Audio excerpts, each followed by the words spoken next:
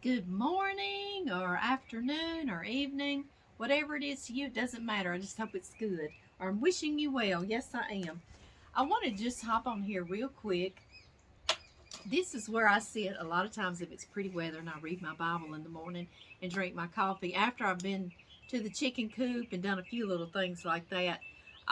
But last time I did a Bible study with y'all, y'all all asked me, so many of you asked me, where was I reading from, what Bible version, because you really understood it. You wanted to get you one.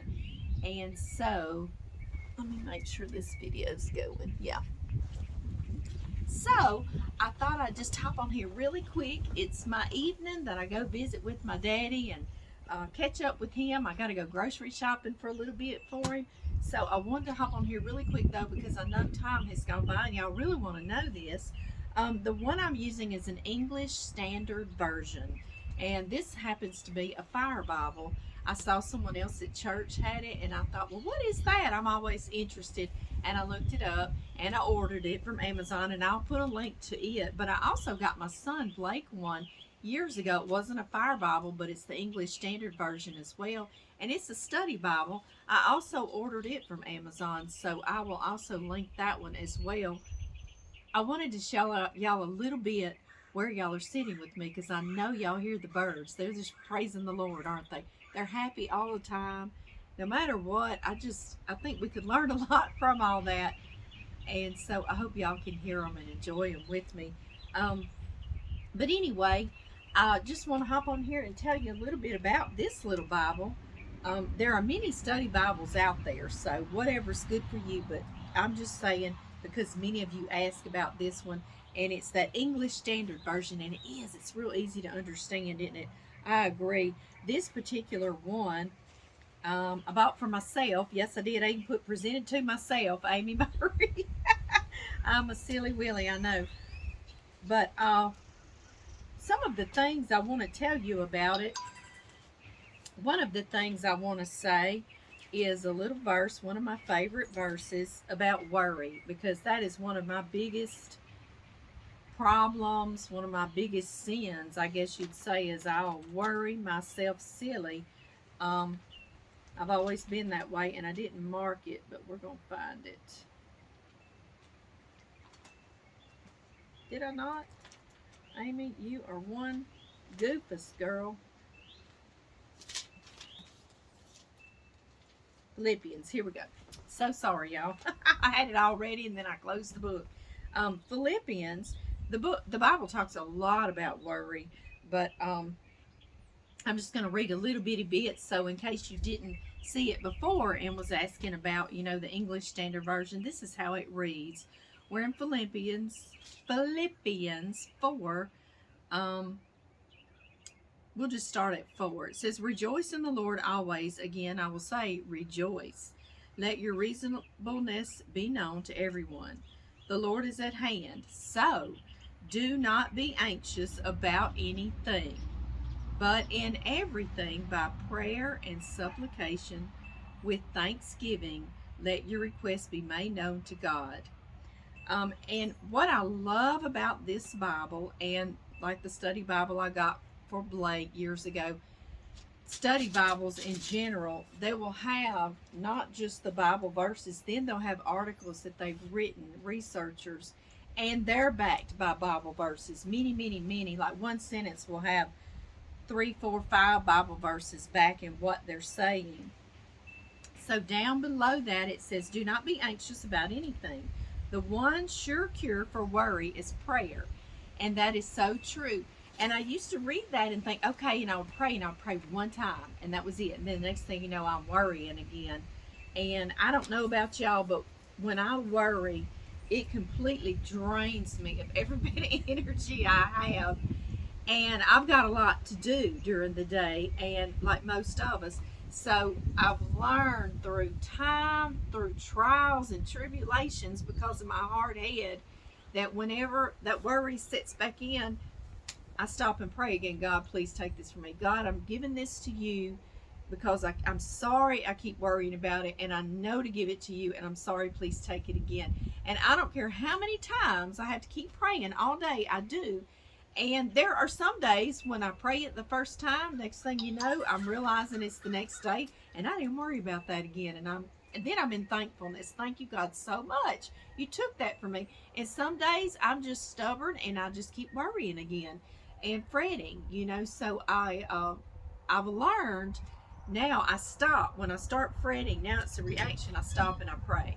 Um, so that helps me to finally let it go.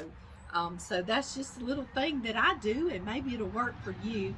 And it's taken me many years to get to that point, and I pray now that I can do even better than that, that I can totally just always give it to God. So I'm always praying to improve on myself with that. I really am. But anyway, that's just a little side note I wanted to say, talking about this little particular Bible. And then it goes on in Philippians to say that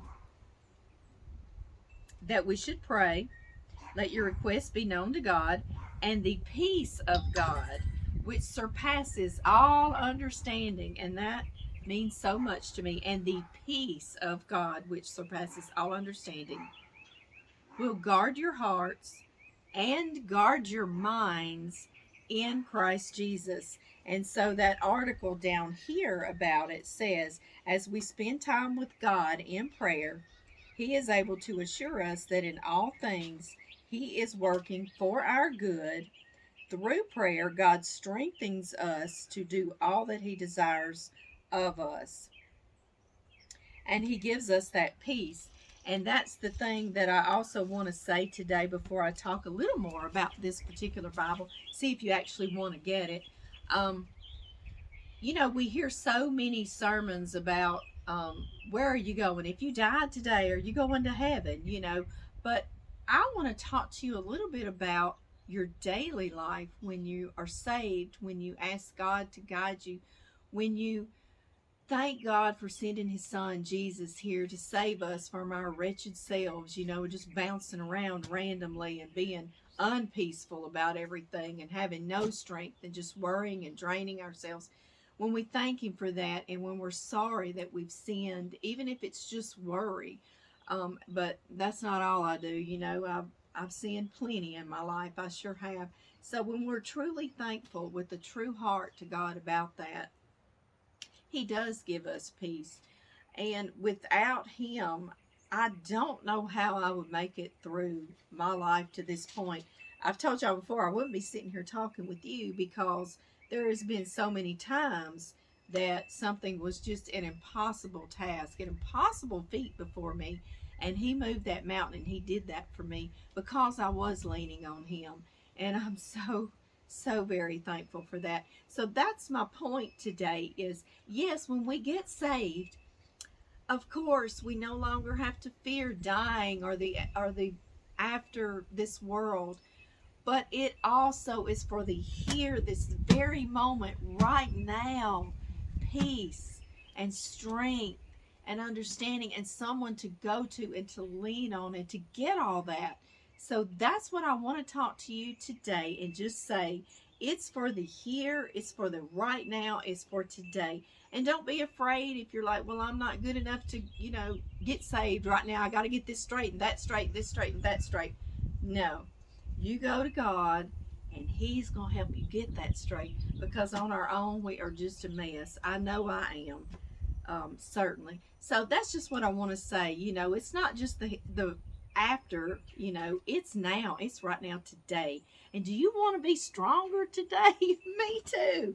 Do you want to have more peace today and happiness? Yes, me too. So let's just keep doing that. Let's do it for today and this moment right now. So that's just a little something I wanted to say. I felt like I needed to say today. But anyway, and I want to get on here more and more with y'all, and y'all really liked it, and I really do. So y'all just keep praying. If it's God's will, we're going to have that time, and we're going to get on here more often. And I'm certainly not a perfect person, so I'm not preaching to anyone. I'm just talking about what I do, okay? That's all I'm saying, because I'm certainly not a perfect person. I just strive to be most times, okay? The only other thing I want to say real quick about this Bible, and y'all are like, Amy, you've never done anything real quick, right? Not talking, I know. But anyway, something else it has in here, um, besides lots of things to study, so you do your own study. Um, it also has these articles. Now, this is something I've only seen in this, and like I say, it's probably in many other Bibles, but this is the only one I've seen so far. And that's just so far. Oh, I'll get to that in a second. But also at the end of each chapter or book, not chapter, but book, it'll also have, if you want to read the Bible in a year, it'll show you how many verses and kind of give you a Bible reading plan for the Old Testament.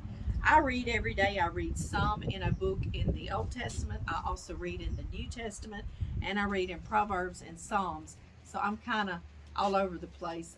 John's, but I stay in mine. John's driving up. I'm sorry, guys. This is my life. This is what I'm saying. Y'all pray I got time.